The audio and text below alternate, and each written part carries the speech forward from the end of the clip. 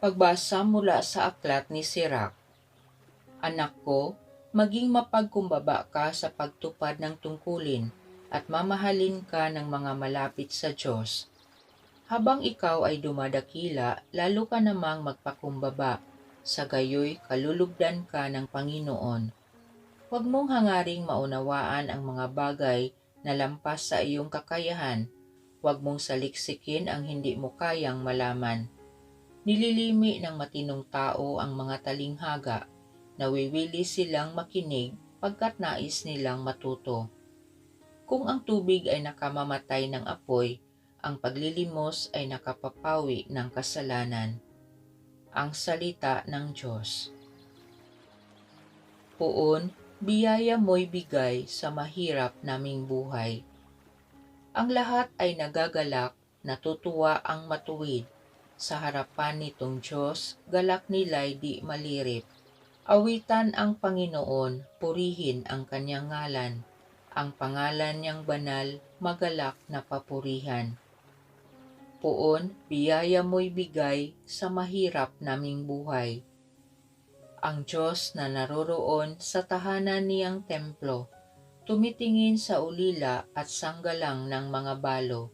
May tahanan siyang laan sa sinumang nalulungkot.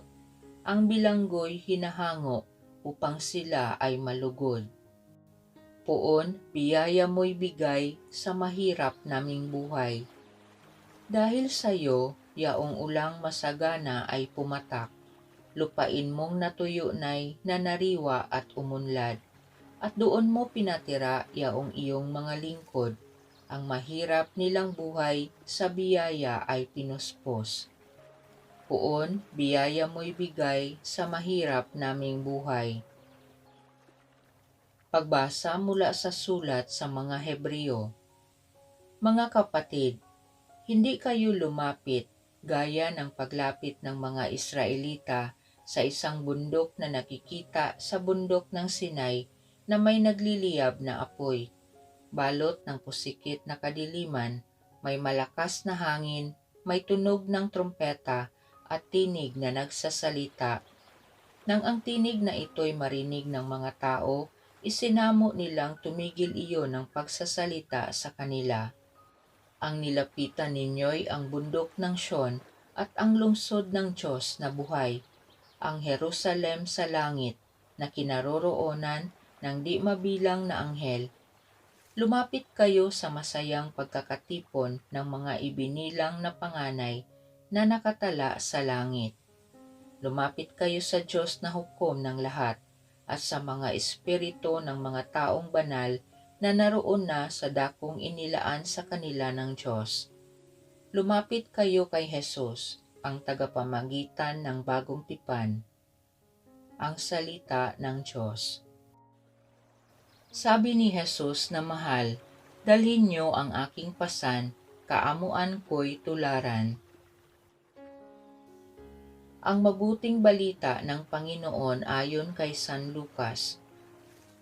Isang araw ng pamamahinga, si Jesus ay inanyayahang kumain sa bahay ng isang pinuno ng mga Pariseyo at binabantayan nilang mabuti ang kanyang mga kilos.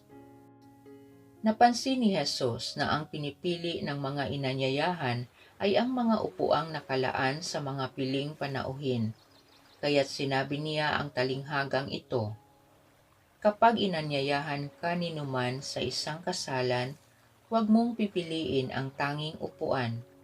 Baka may inanyayahang lalong tanyag kaysa sa iyo, at lalapit ang nag-anyaya sa inyong dalawa at sasabihin sa iyo, maaari bang ibigay ninyo ang upuang iyan sa taong ito? Sa gayoy mapapahiya ka at doon malalagay sa pinakaabang upuan. Ang mabuti, kapag naanyayahan ka, doon ka maupo sa pinakaabang upuan. Sapagkat paglapit ng nag-anyaya sa iyo ay kanyang sasabihin, kaibigan, dini ka sa kabisera. Sa gayon, nabigyan ka ng malaking karangalan sa harapan ng mga panauhin. Sapagkat ang nagpapakataas ay ibababa at ang nagpapakababa ay itataas. Sinabi naman ni Jesus sa nag-anyaya sa kanya, "Kapag naghahanda ka, huwag ang mga kaibigan mo, mga kapatid, mga kamag-anak, o mayayamang kapitbahay ang aanyayahan mo, sapagkat aanyayahan ka rin nila at sa gayoy nagantihan ka. Kaya kung ikaw ay maghahanda ng isang malaking salusalo, ang mga pulubi, mga pingkaw, mga pilay, at mga bulag ang aanyayahan mo. Hindi sila makagaganti sa iyo at sa gayoy magiging mapalad ka. Gagantihan ka ng Diyos sa muling pagkabuhay ng mga banal." Ang mabuting balita ng Panginoon. Panginoon, dinggin mo kami. Panginoon, itinatag mo ang simbahan upang maging kasangkapan ng kaligtasan para sa lahat. Matupad niya nawa ang kanyang misyon ng buong kababaang loob at katapatan. Manalangin tayo. Panginoon, dinggin mo kami.